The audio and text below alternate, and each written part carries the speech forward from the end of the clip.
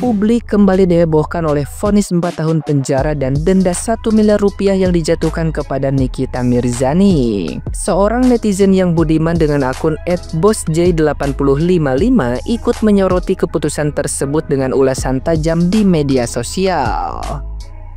Ia menilai hukuman itu terlalu berat dan memunculkan banyak kejanggalan, terutama karena dakwaan seperti pencucian uang, pemerasan, dan pencemaran nama baik dianggap tidak terbukti sepenuhnya. Netizen yang berbakti itu juga menilai Nikita masih memiliki peluang besar untuk bebas lebih cepat lewat remisi dan kelakuan baik. Ia menekankan pentingnya hak Nikita untuk mengajukan banding serta mempersiapkan strategi hukum yang matang untuk melawan keputusan yang dianggap janggal. Dalam analisisnya, netizen yang budiman tersebut turut menyoroti adanya dugaan konflik kepentingan karena hakim yang menangani kasus pidana juga memimpin sidang perdata Nikita Mirzani. Hal ini memicu pertanyaan soal netralitas dan profesionalitas aparat hukum. Ia menegaskan bahwa perjuangan hukum Nikita belum selesai dan dukungan publik masih sangat dibutuhkan agar kebenaran bisa terungkap sepenuhnya di pengadilan banding nanti. Sidang Nikita Mirzani yang kemarin itu memutus bersalah kepada Nikita Mirzani dan menghukum Nikita Mirzani selama 4 tahun dan denda 1 miliar. Ya, sebenarnya seperti yang pernah saya sampaikan di video saya yang sebelumnya, kemungkinan 1,5 tahun. Dan kalau misalnya dihitung-hitung lagi, dan Nikita nggak mungkin lah menjalani selama 4 tahun karena dipotong 6 bulan, terus diremisi segala macam, nanti ada kelakuan baik ya 1,5 tahun depan dia akan keluar dari sel ya, dari tahanan. Nah, satu hal yang mesti harus dipertanyakan sekarang, kan sekarang Nikita kan punya punya hak untuk naik banding gitu kan, itu hak setiap warga negara khususnya. Nah, apakah naik bandingnya akan dilakukan? Nah, itu tergantung dari Nikita sendiri. Apakah Nikita sendiri punya strategi nggak untuk bisa memenangkan bandingnya itu? Karena kalau aku melihat itu sepertinya memang kasus ini sangat lucu ya, sangat lucu karena dari 3 pertanyaan atau 3 statement yang pernah aku bikin itu ya, bahwa yang pertama itu tidak terbukti.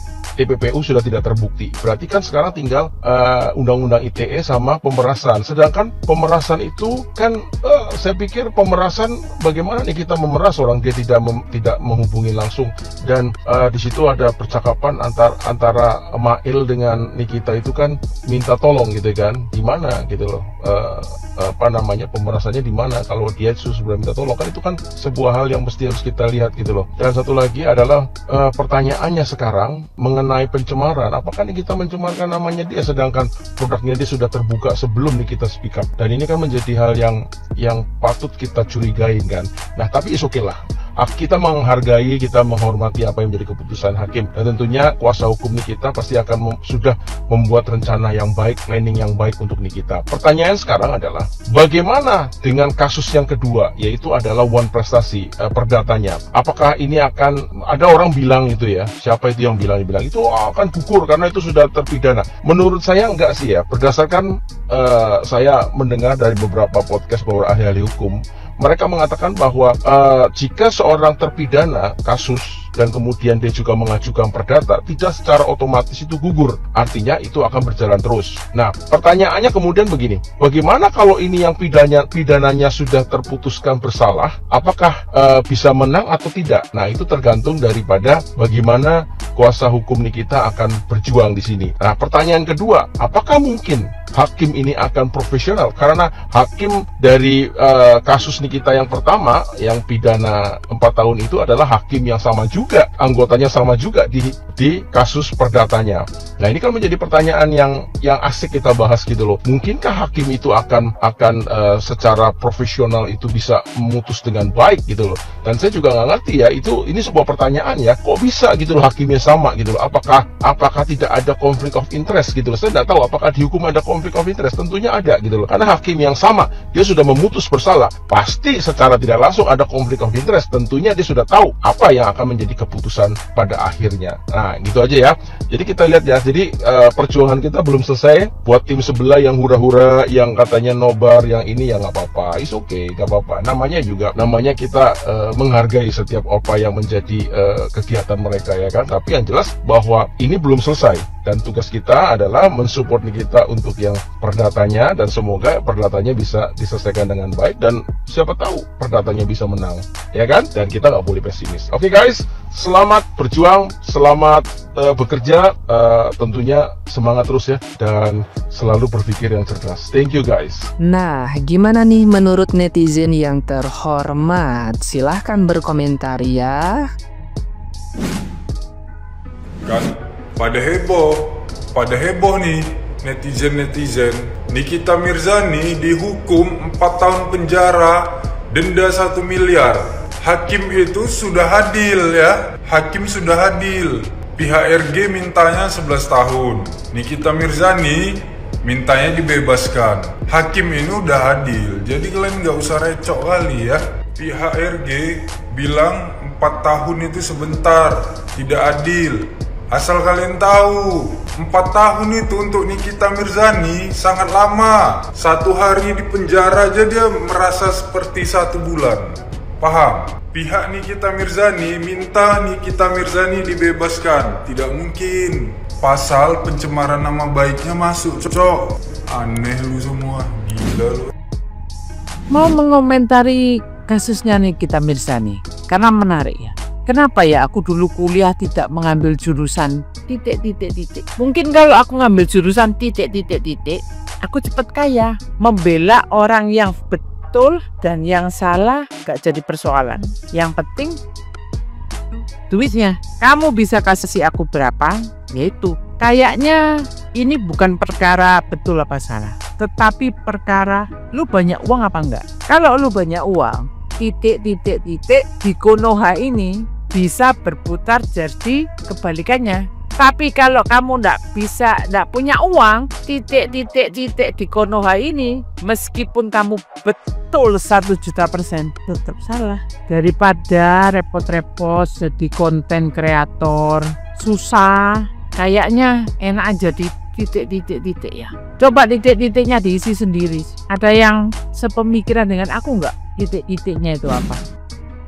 Dari 20 tahun menjadi 11 tahun, dan dari 11 tahun menjadi 4 tahun. Apakah 4 tahun ini akan menjadi berkurang lagi setelah banding? Ya guys, akhirnya hari ini sang hakim memvonis Nikita dengan hukuman 4 tahun penjara dan denda 1 miliar atas tindak pidana pemerasan dan pencemaran nama baik. Dan Nikita dibebaskan dari tindak pidana TPPU guys. Saya yakin kita semua kecewa mendengar vonis ini, tapi seenggaknya 4 tahun ini kalau dihitung-hitung dipotong masa penahanan 8 bulan, maka menyisakan waktu 3 tahun 4 bulanan guys. Apa tim Nikita akan diam saja? Tentu tidak guys, ada langkah-langkah lain yang akan diambil oleh tim kuasa hukum Nikita. Mereka akan mengajukan banding atas vonis hakim ini. Selain banding juga ada kasasi, lalu ditambah berkelakuan baik selama di tahanan juga akan dapat mengurangi masa hukuman guys. Jadi kita nggak perlu patah semangat ya guys, karena tim kuasa hukum Nikita lebih tahu kok langkah apa yang harus diambil. Dibanding kita, kayaknya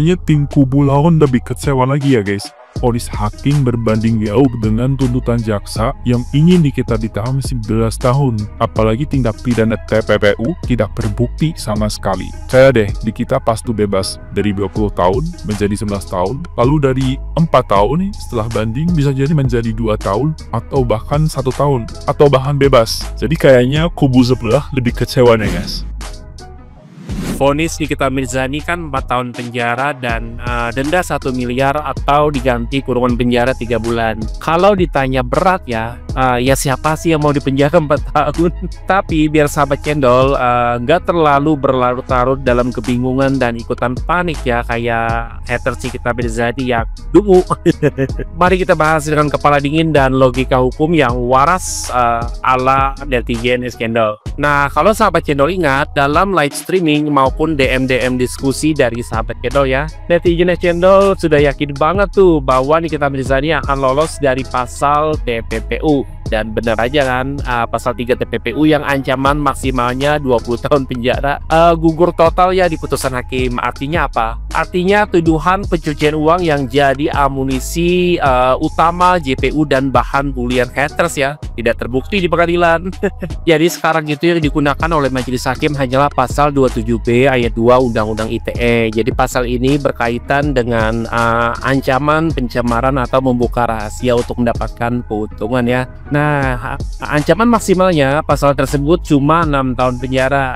Dari 6 tahun itu hakim memutus 4 tahun penjara untuk Nikita Mirzani ya. Artinya Nikita Mirzani dapat diskon 2 tahun dari ancaman maksimalnya. Nah, jadi secara hukum vonis ini justru menunjukkan ya bahwa majelis hakim itu tidak sepenuhnya sepakat dan sejalan dengan tuntutan jaksa penuntut umum. Karena kalau memang semua unsur terbukti kuat ya, tentu hakim bisa langsung menegakkan pasal TPPU yang lebih berat ancamannya, tapi nyatanya kan tidak ya. Artinya sama ada bagian besar dari dakwaan jaksa yang tidak bisa dibuktikan di persidangan. Nah, jadi bos sahabat Cendol, jangan berlarut-larut dalam kesedihan ya, biar aja haters Nikita Mirzani yang dungu, yang hatinya busuk, yang sedih.